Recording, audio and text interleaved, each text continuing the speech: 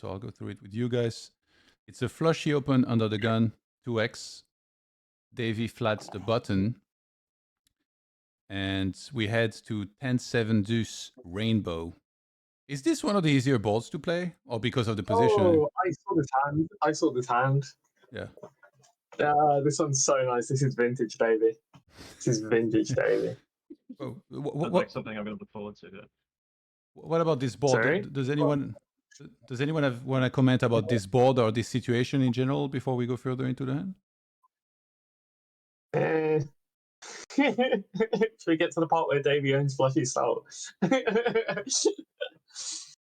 mean, 10 high boards aren't as bad for the opener as maybe other people perceive. Okay. That's something worth mentioning. Yeah.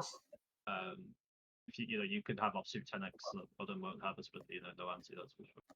Not this position. It's a bit too early. Like it would be better if you were in hijack. I'd hijack with it, yeah. Yeah. My cutoff Low comes jack in the 10 is a non-ante. bit more of a brick. Yeah, that makes sense. So Davy bets. Yeah, hijack with it. Davy bets Davy bets 220. Is that how many sizings do we expect here when we check out a position? B40, like Solver fucking loves B40. You know someone's a nerd if they bust out the B40. The reason here will be because Flushy will be far more suited dense, and B25 is just like not challenging that range enough. Whereas B40 starts to cause a few of the cuspy hands a few more issues. That would be the idea, I would imagine, why it would scroll up a bit, as it were. Okay. You're not betting quite as fast. Yeah, but like you could just be so much less try hard and use half pot. You know what I mean? Yeah, absolutely. Like, yeah, for sure. I'm just saying, like anyone who uses B40, it's just so try hard. Like, you could argue half pot does a better job even still than B40 here, to be honest. Yeah, I mean, Solver will tell you you're wrong, but I'm with you. Okay. So we see a check raise from Flushy. Yeah. And I mean, honestly, a little bit on the big side, just because a lot of your check raising range here is one pairs, and those one pairs don't really want to play all in. I mean, it's fine, don't get me wrong, but you see more like half pot check raises here. Because you don't want to, like, you want to check raise a hand like jacks and queens, but you're not really rushing to play for the whole stack with them. Even if it runs out super clean, in position super set dense here, and it often won't run out clean. So you know, I mean, this is kind of nitpicking, but it's just like interesting to note that that's like something to consider in these spots. Okay. That's especially important if you were especially beyond even 100. Yeah, if somehow you're less than 100, then it goes the other way again. We do see a call, and the turn is a king of clubs, and Flushy leads for pots. What the hell is going on here? You often say lead when you mean barrel. I'm just saying, like. Oh yeah, that's right. Yeah, because he checked. Yeah. He goes for pot. This is interesting. I mean, so a lot of your dampen size.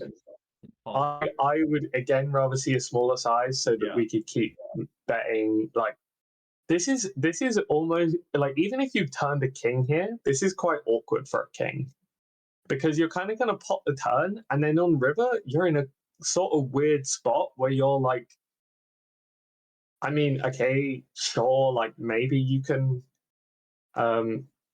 like, I mean, it's the same thing I was saying earlier, where like if you try and get jacks in even when the board runs out clean, like it's kind of the same with a king here. Like Davy can have turned king 10. He flats very wide on the button, so he could have had like king 7 with a backdoor and then like bet call the flop. He could also, just have sets. He could have his own like king queen with a backdoor flush draw and like bet call on the flop. So yeah, this is kind of getting a bit ahead. Flushy's basically saying he has sort of like king 10 plus at this point. And he's under the gun, so he shouldn't really have deuces, though I suspect he does. So So I mean, it's fine. Like just by default, playing really polar ranges is always going to be a reasonable strategy. But I would rather be a bit less polar here, because I think Davy's range polarizes better. So you don't, even though you want to do some raising, you don't want to be playing for stacks all the time. It's funny you said that about the deuces. Wasn't it Flushy who back raised versus Lama last Cash Game World Championship with Ace-5 suited in small blind? No, Ace-7 suited, and then the flop came 7-7-7, and Lama had aces. It was, oh my god, what a banger of a hand! It's so funny as well. It's 7-7-7. Fucking slot machine number pops up. Like, it's great. We do see. Yeah, and then he goes half pot, and we get some vintage Davy. We get the min click in position. Get the min. Oh my god. Well, this is the issue that Flushy runs into running pot, because if he was to run, I think Owen's probably more of a traditional medium size here, pushing some slight advantage above the 10 because of overall range versus range thing. Davy will respond by having not all in raise against that strategy, so he should still probably do it against this if he's too linear. For like slightly too big of a size, because there's a lot of static equity still in Flushy's range, and Davy's pretty dense. But, yeah, it's interesting. So what's the dilemma here for Flushy then? Does he have some hand that do this bet that he's in trouble with now in particular? Yeah, his exact hand. Like that's what I mean. Like Davy sniffs it out. Like it's the same thing as the other one. The frequency with which he does this shit and someone else has the exact 0 EV hand is just unreal. And like Flushy is literally in a no-win situation. He's either gonna fold a hand where he had how many outs did he have? He had like 10 outs. Maybe. Wait, am I doing that right? No, 9 outs? No, 8 outs? How many outs does he have? He has like 6, because Davy has like 10-9 of clubs, right? So and Flushy has Jack 9 of spades. Sorry, spoilers.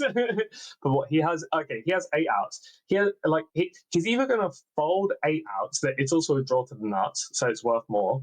If he comes over the top, like Davy has 10-9 of clubs, he's not doing this to fold, so then he just gets stacked. Or he calls and he just puts in a bunch of money behind and then like maybe donks some rivers. But then the thing is, one of the fun rivers for Flushy to donk would be the club coming in, and then Davy gets you every time. Like, this is why Davy's so cool, man. Like, this is why I'm a Davy stan. Like, he just plays hands like this so often, and then the other person, like, literally, because I've been on the other end of this so many times playing him heads up as well, where it's like he just has. You just have like the exact hand where you feel like there's no winning. It's like, what the fuck do I do to solve this problem? Like, what is the answer that I pick? And there isn't one. Like, he just sniffed out what you had early on. But I don't know. This shit is great. I love this hand.